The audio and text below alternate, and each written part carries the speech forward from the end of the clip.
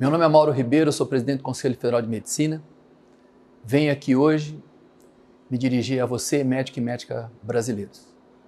E a razão da nossa fala hoje é a atitude de governadores do Nordeste solicitando ao Ministério da Educação, ao Ministério da Saúde, para que supostos médicos formados do exterior, no caso brasileiros, bypassem o Revalida e tenham situação legalizada ao arrepio da lei para poder atuar aqui no Brasil nesse período da Covid-19. Vejo essa situação como uma situação de traição desses governadores, com argumentos falaciosos, com argumentos mentirosos, se aproveitando do momento de maior ameaça da história da nossa sociedade em relação a uma doença terrível, altamente transmissível e de uma letalidade muito rápida, para aprovarem algo totalmente desprezível, se locupletando no sentido de garantir a esses brasileiros o direito de atender a população brasileira sem mostrar nenhum tipo de conhecimento médico para esse fim. Estamos profundamente decepcionados, estarrecidos com essa atitude dos governadores, baseados numa mentira, porque não existe no momento nenhuma necessidade de pessoas que nós nem sabemos se são médicos, de pessoas que não fizeram nenhum tipo de prova no sentido de mostrar incompetência para atender a população brasileira, para atender os brasileiros nesse momento. O Ministério da Saúde abriu editais, portarias, e hoje existem médicos brasileiros com CRM que se voluntarizaram para atender durante o período da Covid-19.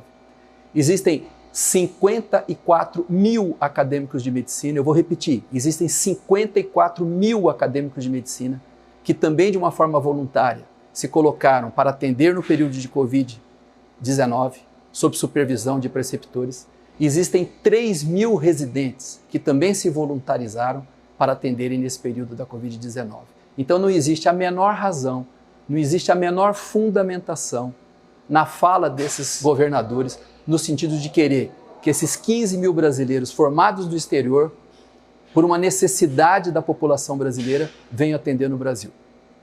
O Conselho Federal de Medicina não tem nenhum sentimento xenofóbico em relação a esses brasileiros. Eles têm todo o direito de irem para onde eles quiserem, formarem aonde quiserem e depois têm também o direito, como brasileiros, de voltarem para o Brasil e trabalharem como médicos. A única coisa que nós exigimos é que eles façam a prova de suficiência, que no caso é o Revalida. É a única exigência do Conselho Federal de Medicina, que eles mostrem o mínimo de conhecimento, porque o Revalida é uma prova de moderada a fácil, que dê a eles o direito, depois de concluído o processo de revalidação, de atender a população brasileira. Agora fica aqui o nosso repúdio a essa atitude covarde dos governadores do Nordeste, se aproveitando de um momento trágico para a nossa sociedade, através de argumentos mentirosos para simplesmente criarem um casuísmo no sentido de legitimarem esses supostos médicos, que nós nem sabemos se são médicos, de atender a população brasileira sem fazer o Revalida. Existem excelentes faculdades de medicina no Paraguai, na Bolívia, na Argentina. Agora, os brasileiros formados nas boas faculdades desses países não têm nenhuma dificuldade de passarem, serem aprovados no Revalida. Nenhuma. Agora, o que nós estamos falando é um grupo de brasileiros que vão estudar em uma das 9 ou 10 ou 11 faculdades que existem em Pedro Juan Cabaleiro, na fronteira de Ponta Porã, Mato Grosso do Sul, ou lá em Cidade del Leste, na fronteira com Foz do Iguaçu. Também outras tantas, quase uma dúzia delas. São faculdades de péssima qualidade, onde não existe a menor condição de um processo de ensino-aprendizagem na complexidade que exige a medicina. E pasmem, esses supostos médicos, eles são formados nessas faculdades, cujos donos, na maioria das vezes, são empresários brasileiros. Essas faculdades, basicamente, só têm estudantes brasileiros que não podem exercer a medicina naqueles países. Então, são graduandos formados para exportação no Brasil. Para terminar, o último Revalida foi em 2017, concluído em 2019.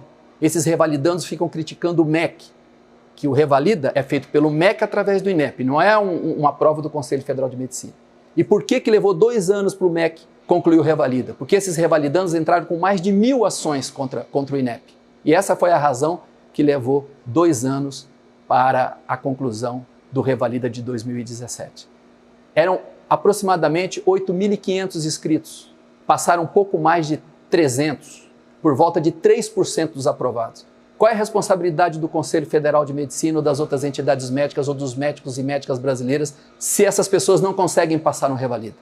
É legítimo também que as entidades médicas exijam que eles demonstrem um mínimo de competência através da aprovação no Revalida para atender a população brasileira.